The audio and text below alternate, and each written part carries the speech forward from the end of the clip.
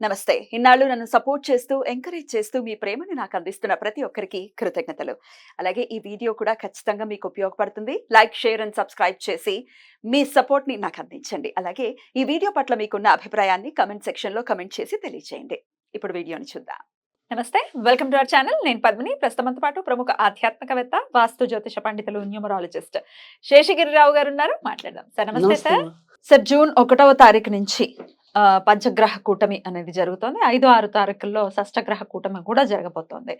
అయితే షష్టగ్రహం అని ఎవరు చెప్పేటటువంటి అంటే టచ్ అయినటువంటి పరిస్థితి ఉంది. ఎందుకంటే అటు యురానస్‌ని పెద్దగా కన్సిడర్ చేయనటువంటి పరిస్థితి ఉంటుంది ఇండియన్ ఆస్ట్రాలజర్స్ చాలా మంది కూడా. అయితే మరి యురానస్‌ని మీరు కన్సిడర్ చేస్తారా? అసలు ఈ పంచగ్రహం అనుకోవచ్చు, లేకపోతే షష్టగ్రహం అనుకోవచ్చు. ఈ గ్రహ కూటమి వల్ల ద్వాదశ రాశుల వాళ్ళకి ఏదైనా ఫలితం ఉంటుందా? ఒకసారి గ్రహ సంచారం గురించి ఒకసారి చెప్పుకుని దాని తర్వాత ద్వాదశ రాశి ఫలితాలు కూడా చెప్పుకుందాం. తప్పకుండా. ఇది ఖచ్చితంగా ఫలితం ఉంటుందా అంటే గనక ఉంటుంది. అది ముఖ్యంగా ఇప్పుడు సామాజికంగా కూడా ఒకసారి మనం మాట్లాడుకుని సరే ద్వాదశ రాశుల యొక్క ఫలితాలు ఎలా ఉంటాయనే దాని మీద కూడా మనం చెప్పుకుందాం. తప్పకుండా. సో, ఇక్కడ మనకేంటంటే మనం గనక అబ్జర్వ్ చేసినట్టయితే గనక అంతకితం ఏవైతే ముఖ్యంగా అంటే నేను మొత్తం భారత ఎన్నికల గురించి మాట్లాడటం లేదు. సో, మన వరకు మనకి తెలుగు రాష్ట్రాలు ముఖ్యం కాబట్టి ఈ తెలుగు రాష్ట్రాల మీదే ఎక్కువ అందరికీ కూడా ఆసక్తి ఎక్కువ ఉంటుంది కాబట్టి సో దాన్ని బట్టి చూసినప్పుడు ఇక్కడ ఈ గ్రహస్థితి ఏదైతే ఉంటుందో అక్కడ అంతకితం జరిగినది ఏంటంటే మనకి ఏప్రిల్ 13 అనేది అక్కడ కూడా సంఖ్యాశాస్త్రం ప్రకారం 4 వచ్చింది. తర్వాత ఇప్పుడు వచ్చేప్పటికి ఏప్రిల్ 13 కదా జరిగింది.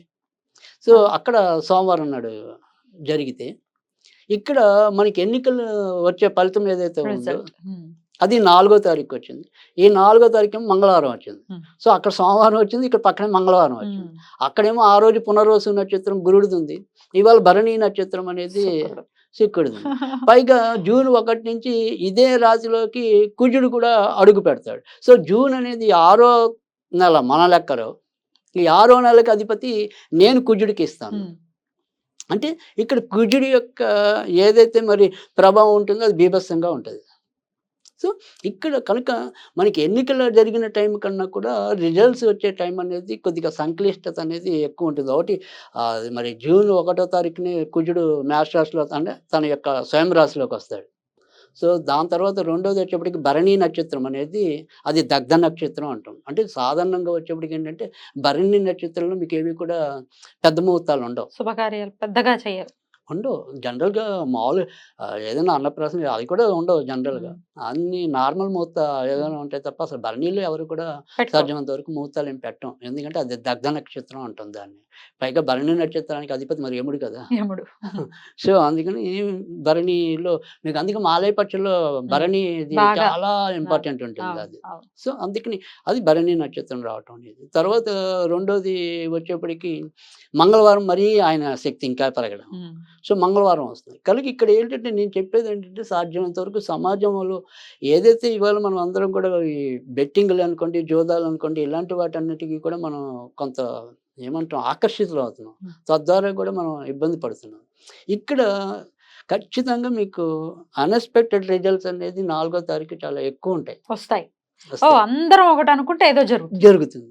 సో అది మనకి అంతక్రితం వరల్డ్ కప్‌లో జరిగినట్టుగా అంతదాకా బ్రహ్మాండంగా వచ్చి చివరిలో ఏదో చేశారు అన్నట్టుగా ఇక్కడ ఎలక్షన్స్ కూడా అలాగే అయింది last time Telangana elections. Telangana కూడా మరి అలాగే చాలా మంది మరి ఇబ్బంది పడ్డారు. ఇప్పుడు కూడా అందుకని సాధ్యమైనంత వరకు కూడా నేను అందరికీ చెప్పే సూచన ఏంటంటే సాధ్యమైనంత వరకు బెట్టింగ్ల జోలికి వెళ్ళకండి.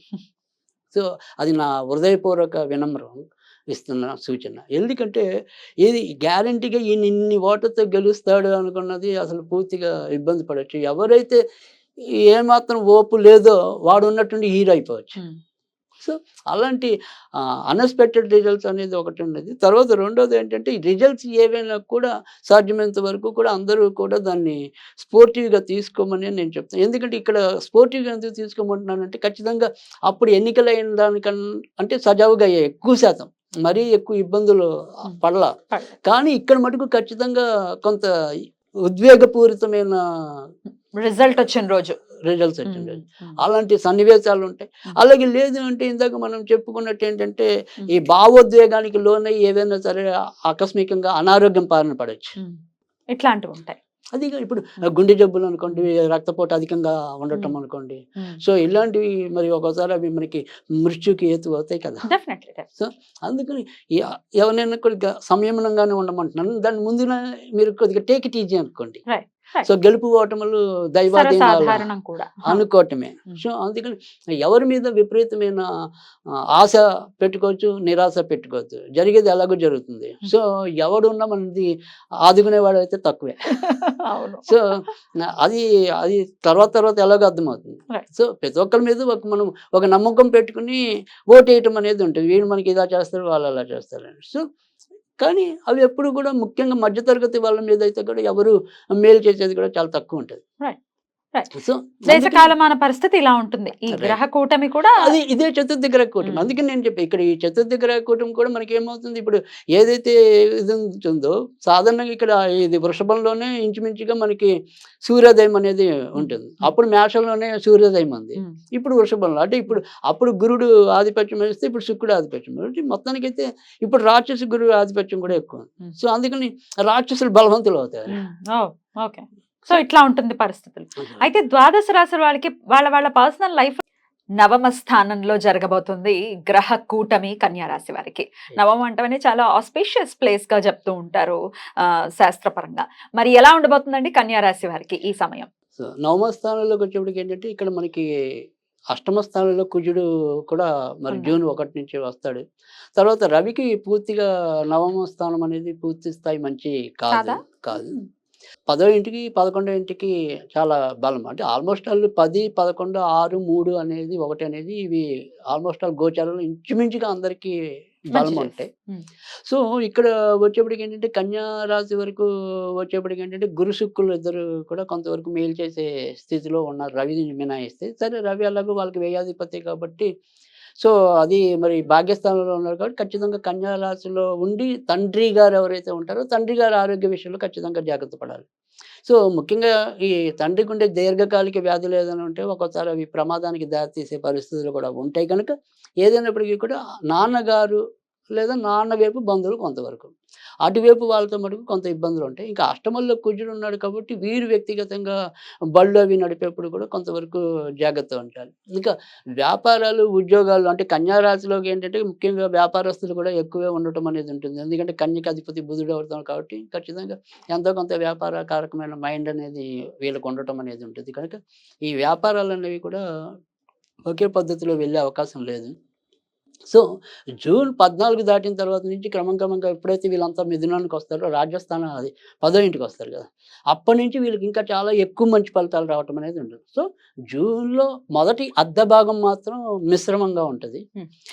తర్వాత నుంచి జూన్ 15 నుంచి జూన్ 30 వరకు ఇంకా చాలా బాగుంటుంది ఖచ్చితంగా. ఎందుకంటే జూన్ 31నే శుక్రుడు అదే జూన్ 30న శుక్రుడు మనకి దాంట్లోకి వస్తాడు మిథునంలో.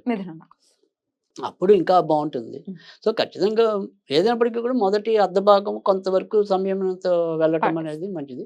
ఇంకా ఆ తర్వాత నుంచి నిరభ్యంతరంగా వాళ్ళు కూడా భయపడకుండానే ముందుకెళ్ళిపోవడానికి అయితే ఆస్కారం అయితే ఎక్కువ ఉంటుంది. అయితే ఈ నెలలో వీళ్ళంతా కూడా పూజించవలసింది ఏంటంటే సాధ్యమంత వరకు కూడా వెంకటేశ్వర స్వామికి సంబంధించిన పూజలు చేసుకోవటం. ఎందుకంటే అటు కుజుడిని కంట్రోల్ చేసుకోవాలన్నా, ఇటు వచ్చేప్పటికి రవిని కంట్రోల్ చేసుకోవాలన్నా వెంకటేశ్వర స్వామికి సంబంధించిన పూజలు చేసుకోవటం అనేది ఉత్తమం.